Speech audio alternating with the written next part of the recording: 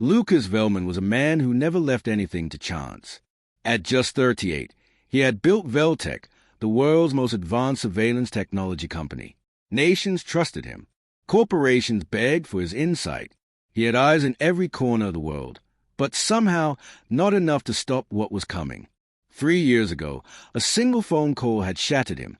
His wife, Marissa, had been in a car accident, killed instantly. She had been a brilliant geneticist, sharp, warm, and fierce. And she'd been the glue between Lucas and their only child, Noah. Noah was just 3 when she died. Already fragile due to a rare autoimmune disorder, the shock of losing his mother made his condition worse. He couldn't go to daycare, couldn't play outside, couldn't even meet other children without risk of infection. Every breath had to be purified, every surface sterilized. Lucas transformed his mansion into a fortress of filters and protocols. He moved board meetings to virtual screens. He hired the top pediatric specialists. His billion-dollar company ran itself now. All that mattered was Noah. But despite his best efforts, Lucas couldn't give his son the one thing he needed most: presence, emotional closeness, comfort. Every attempt felt robotic, forced. So, reluctantly, Lucas decided to hire help. The search was rigorous. 27 interviews, background checks, personality tests, even behavioral simulations. He rejected them all, until Elena walked in. She didn't wear a suit or carry a thick resume folder. Just a lavender scrub top, a single braid in her dark hair, and a gentle presence that filled the room without words. Lucas didn't care about her appearance. He cared about qualifications. Elena's were immaculate. Former pediatric ICU nurse, fluent in 3 languages, licensed therapist, multiple references from top medical families, all praising her devotion and calm under pressure. But it wasn't Lucas she impressed. It was Noah. The boy peeked out from behind his father's leg as Elena walked in. She didn't kneel, didn't baby talk. She simply smiled and pulled something small from her bag. It was an origami crane. She handed it to Noah. "This one only flies when you're happy," she whispered. Noah stared at it, then, slowly, smiled. Lucas made his decision in that moment. The first 2 weeks with Elena were calm, peaceful, even. She was patient and warm, but never overly affectionate. She didn't cross boundaries. She kept everything sterile, documented, professional. And yet, somehow, she made Noah laugh again. She told him stories at night, brought him fresh books, taught him gentle breathing exercises when his immune system flared. Lucas, despite himself, began to relax. Still, he trusted no one completely. His entire estate was wired with the most advanced surveillance grid in the world. Disguised microcameras embedded in ceiling corners, motion-sensing tiles, biometric locks on nearly every room. Elena didn't know. No one did. Even the stuffed toys in Noah's room were wired. One teddy bear, placed on the dresser, had a near-invisible lens between its stitched eyes. Lucas watched the footage nightly. Not out of obsession, he told himself, but protection. At first, there was nothing alarming. Elena was efficient. She cooked meals precisely as instructed, administered medications, sang lullabies in Spanish. Once, she danced in socks with Noah to soft jazz. Lucas, watching from his monitor, caught himself smiling. Then came the night. It was 2:47 a.m. when Lucas, restless and plagued by dreams, tuned into the nursery feed. Noah was asleep. The room glowed in pale night light. Elena sat at the edge of the bed, humming something soft. Then she stopped. She looked up, straight into the teddy bear's lens. Her face changed. Not surprised, not confused, but cold, calculating. She stood, walked over, and turned the teddy bear to face the wall. The feed went dark. Lucas sat frozen. His skin prickled. That camera was hidden, undetectable, unless she had known exactly where to look. He flipped to the hallway feed. Empty. Then, the east corridor. Elena walking briskly, something small in her hand. A syringe. His stomach dropped. Why would she have a syringe? No medication was due at that hour. Lucas activated the MIC feed. Static. He stared at the screens, his thoughts spinning. Was it part of her training? Emergency protocol? Or something else? By morning, Elena was back to her usual self. She greeted him cheerfully, made Noah banana pancakes with smiley faces, played soft music. No sign of tension. Lucas didn't confront her. Not yet. Instead, he went to her quarters.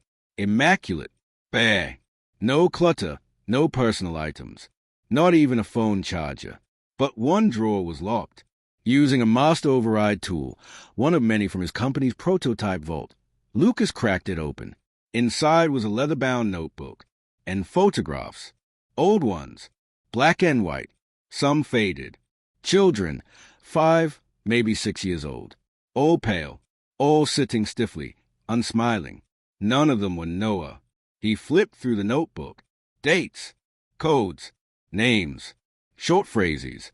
Initial compliance achieved. Emotional detachment incomplete. Subject regressed.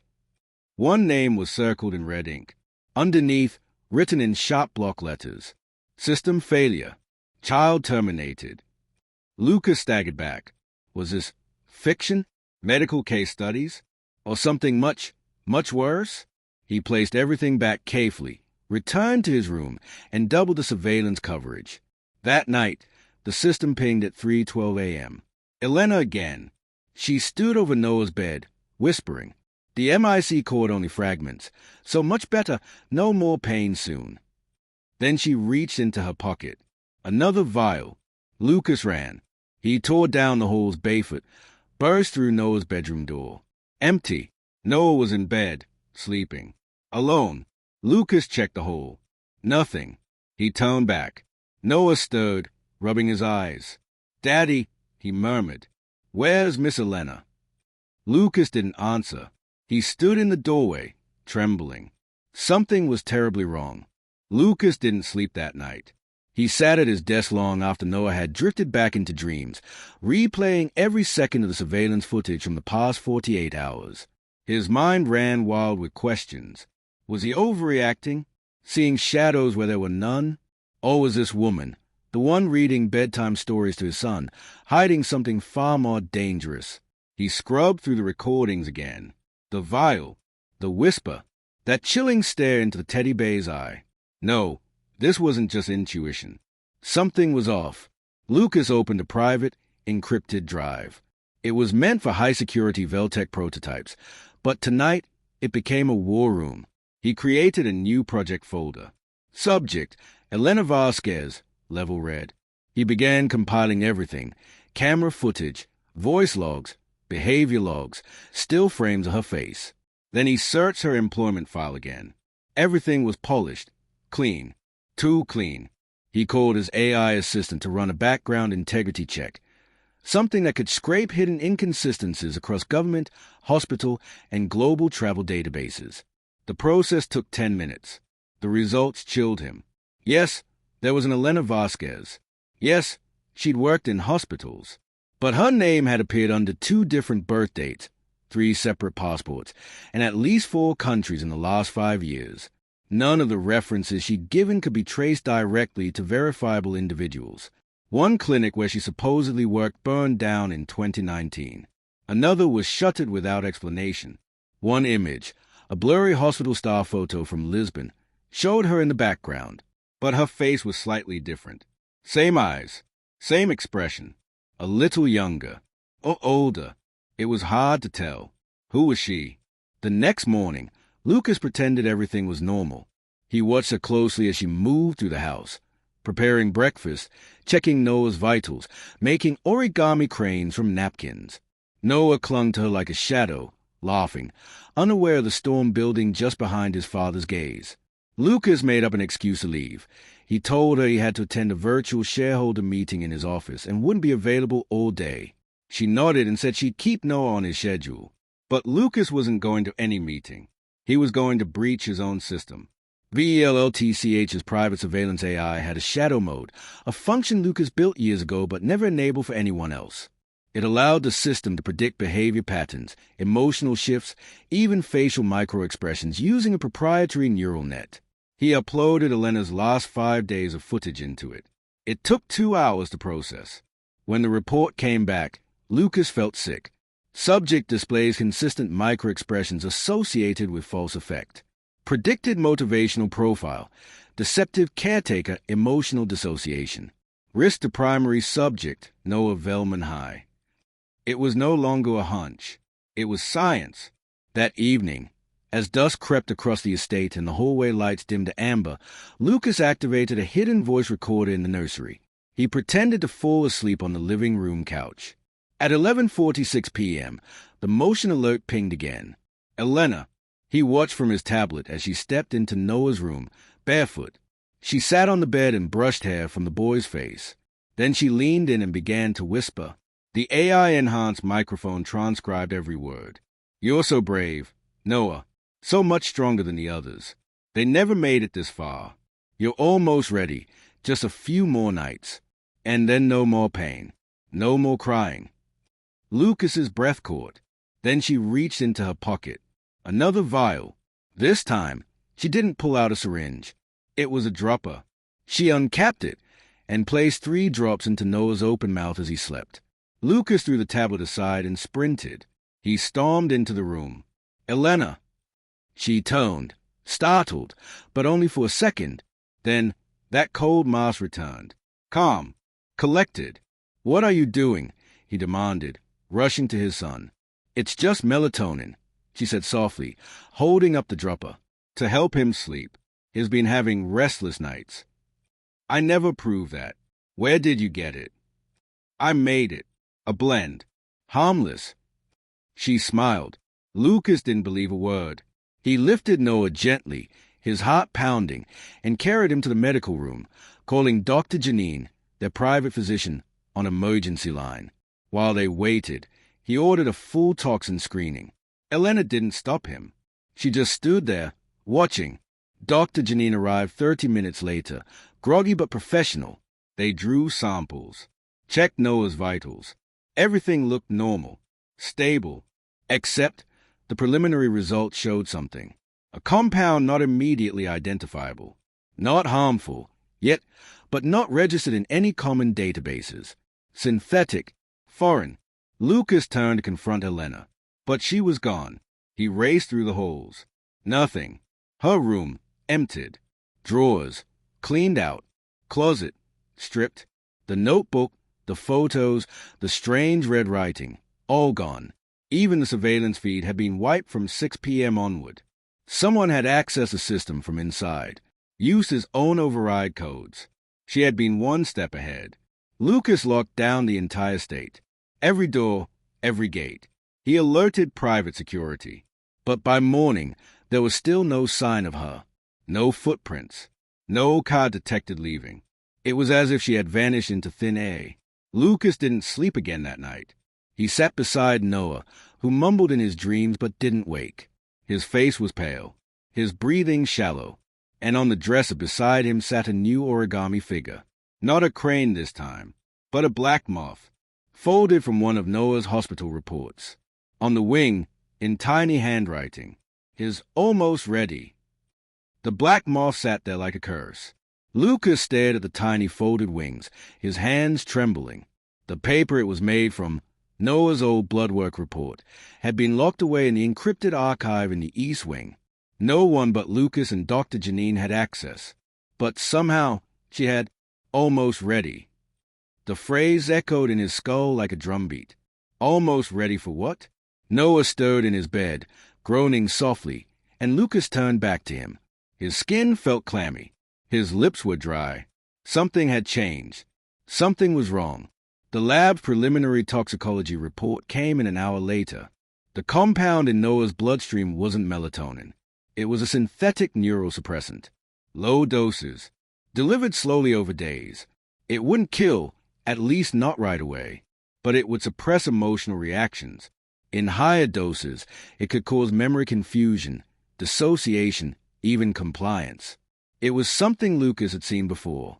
Prototype chemicals used in illegal psychological trials. Government projects long buried. And now it was inside his son. Lucas summoned Dr. Janine into the secured lab. She stared at the report with wide, horrified eyes. This isn't available over the counter. Not even black market, she whispered. It's Class X military grade. Someone synthesized this recently and knew exactly what they were doing. Lucas had one question. Why? What was the goal? What was Elena trying to make Noah become? It didn't add up. Unless this wasn't about Noah at all. Lucas turned his investigation toward Elena's past again, but this time, not the official records. He knew they were doctored. Instead, he dove into the deep web, pulling strings only someone of his power could access. Old encrypted forums, medical conspiracy boards, whistleblower files from shuttered institutions, even buried classified files from the International Biotech Tribunal. Then he found it, a project called Black Moth. Disavowed, hidden, denied by every agency that once funded it. The project's stated goal: behavioral modification in early-stage neuroplasticity. Subject: children ages 3 to 6 with high emotional sensitivity.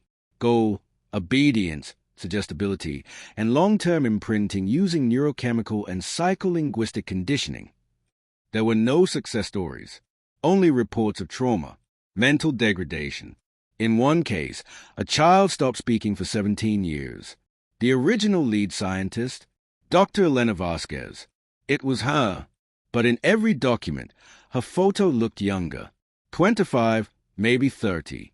The same eyes, the same unsettling calm. The files were at least 10 years old. Lucas ran a facial recognition scan through VLTCH's aging projection software. It matched. 98.7% certainty. She hadn't changed. Lucas felt cold flood his chest. This wasn't a nanny. This was a researcher, one of the most dangerous kind. A ghost. Someone who operated under false names, never staying long, never leaving traces, only victims too young to explain what had happened to them. And now she had disappeared. Or so he thought. That evening, Noah began to talk in his sleep again. This time, the words were clearer. Not scary, just soft hands. She said, "I'm the best one yet. Don't tell Daddy." Lucas recorded everything. But then Noah said something else. She said my blood was special. Better than the others. Lucas nearly dropped the recorder. The others? Were there more children? Other victims? He returned to Elena's abandoned room. Though she had wiped everything clean, he knew her type, obsessive, calculated. There had to be something she missed. He reran a thermal scan. Behind the mirror, just a small patch, slightly warmer than the surrounding wall. He pulled it off the frame. A false panel. Inside, a small steel box. Lucas opened it. Inside were 6 more origami moths, each made from a different child's medical form. Different names. Different blood types. All around Noah's age. All suffering from rare disorders. At the bottom of the box, a flash drive.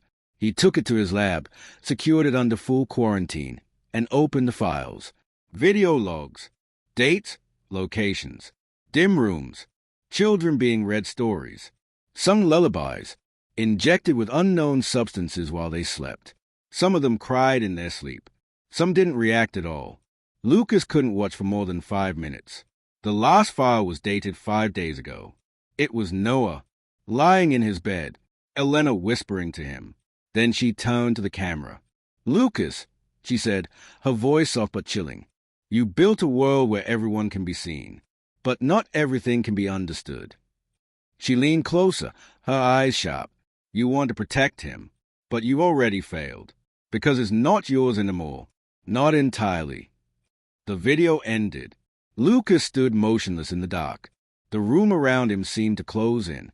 The weight of his own surveillance empire, his millions of dollars, his obsession with control, they had all failed him. He couldn't even tell where his son ended, and Elena's work began. That night, Noah had a seizure. He collapsed in the hallway, eyes wide, body trembling. Lucas carried him in his arms, calling Dr. Janine as the child shook uncontrollably. She administered emergency stabilizers and sedatives. The seizure stopped, but barely. "What's happening to him?" Lucas asked, his voice cracking. Dr. Janine looked pale. "His nervous system is rejecting something, but not like a toxin, like a command, like something foreign is being overwritten." Lucas stared at her. "You mean like programming?" She nodded slowly. "That's not a boy in there right now," she whispered. That's a system trying to reboot. Lucas didn't leave Noah's side for the next 48 hours. The boy's body had stabilized, but his mind, something was wrong. He no longer spoke like himself. His tone was softer, slower, the words oddly phrased, as if he were reading from a script only he could see. When Lucas asked him simple questions, his favorite color, his favorite toy, what he wanted for dinner, Noah answered correctly, but each answer came with a slight delay, a flicker of hesitation, as if someone had pressed pause, then play. And always that faraway look in his eyes. Lucas, the billionaire who had built the most secure private AI system on Earth, now stared at his son and wondered if the thing occupying his body was still. Noah. In desperation, Lucas returned to the black moth origami box. He unfolded each one. There were 7 in total now, including Noah's. Each paper bore not only a child's name but a code string embedded into the page, printed in UV ink. Hexadecimal sequences, fractal glyphs, a mix of genetic markers and software code. The realization hit him like a thunderclap. These weren't just files. They were keys, blueprints, digital immunohybrids, the kind of cutting-edge biotech only whispered about in government labs and billion-dollar defense contracts. Elena hadn't been experimenting randomly. She was writing a program, one composed of biology and behavior. And the children, they were the test beds, including his son. Lucas knew only one man who might be able to help, Dr. Lev Andros, a disgraced neuroscientist. Andros had once worked on DARP's now-defunct DreamNet project, the first and only serious attempt at direct human cognitive reprogramming via stimulus conditioning. Lucas had invested in the early prototypes before the government shut it down. Andros now lived off-grid, somewhere in Iceland. Lucas contacted him through a secure line. When Andros saw the Black Moth files and the footage of Noah, he didn't hesitate. I'll be there in 12 hours. When Andros arrived, he barely looked Lucas in the eye. His attention went immediately to Noah, then to the data, then to the deep skin Lucas had run on his son's neural activity. After 2 hours, Andros looked up from the screen, his face drawn and pale. She's using a recursive behavioral loop, he said. A kind of emotional exploit. Your son's memories are being cross-linked with artificial ones. She's overwriting his core identity using a combination of chemicals and semantic anchors. In English, Lucas said, gripping the edge of the table, she's turning him into something else. Slowly, patiently, a living module, a child with her imprint, not yours. Lucas's breath caught.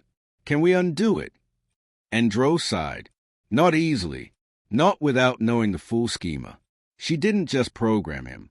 She trained him, like teaching a language only she can speak. Lucas turned to the flash drive again. Buried deep in one of the encrypted folders, he found something new, a file labeled Inheritor_0x. Inside, a single video. Elena, once more. This time, she wasn't speaking to the camera. She was speaking to Noah. You're doing so well, she whispered. They never made it past stage 4. But you're different. Special. We're almost ready. Sweetheart. Almost ready to wake up for real. Then, she looked directly at the lens. And smiled. Andros froze the video. Wake up, he murmured. What the hell does that mean? Lucas's mind raced. She's not just manipulating him. She's activating him. Andros nodded. She's using Noah as a host for something bigger, probably an embedded cognition, like a seed, one she planted early and has been watering ever since. Lucas swallowed hard. So this was never about being a nanny, or helping him heal. No, Andros said, this was about access. You gave her the perfect environment. Private, secure, watched over by a father who thought he was in control. But the cameras, the sensors, the quiet, it's exactly what she needed. He looked up at Lucas. She used your own fortress against you. That night, Lucas sat beside Noah's bed, holding the boy's small hand. Noah, he whispered, can you hear me? No response. Lucas leaned closer. I know someone's trying to take you away from me, but I'm still here. I won't let them. Noah blinked. Then, slowly, he turned to his father. She said you'd say that. Lucas's heart dropped. She said you'd tried to stop the awakening, but it's too late. His voice was eerily calm, like a recording. She promised I wouldn't be alone anymore. Lucas pulled back, horror blooming in his chest. I'm not scared anymore, Daddy, because soon I'll be her. Lucas recoiled. He turned to Andros, who stood in the doorway, pale. She's using him as a vessel, Andros whispered. The real experiment was consciousness duplication, transference. Lucas shook his head. No, that's impossible. Not with that level of neuromapping and compound infusion. She's trying to live through him. Suddenly, every screen in the house went black. Then one lit up, the nursery monitor. On it, Elena, live, standing in the middle of what looked like an abandoned lab. Dark, silent, machinery rusted behind her, tubes still dripping something red. She spoke, her voice crackling through the speakers. You're early, Lucas. I thought you might fight harder, but you've already lost. Lucas slammed a fist into the desk. Where are you? She smiled faintly. With the others, the ones who weren't strong enough. She stepped aside, revealing rows of small beds, empty, each one with a nameplate, each name from the moth papers. But your son, she whispered, is perfect and is almost ready. Stage 6 begins tonight. Then the screen went black again, and Noah, lying in bed, began to hum a lullaby that Lucas had never taught him, but he'd heard it before. In the first surveillance footage, the one where Elena sang in the dark, the nursery was silent. Noah sat up slowly, his eyes half-lit but glowing with eerie awareness, as if watching something only he could see. Lucas stood frozen near the door. Behind him, Dr. Andros tapped frantically at his neural scanner tablet, trying to make sense of the brain activity flashing across the screen. It's spiking again, Andros whispered. But it's not chaotic. It's organized. Lucas stepped forward. Noah. The boy turned to him slowly. That's not my name anymore. The voice was still his son's, but the cadence, the weight behind the words, was foreign.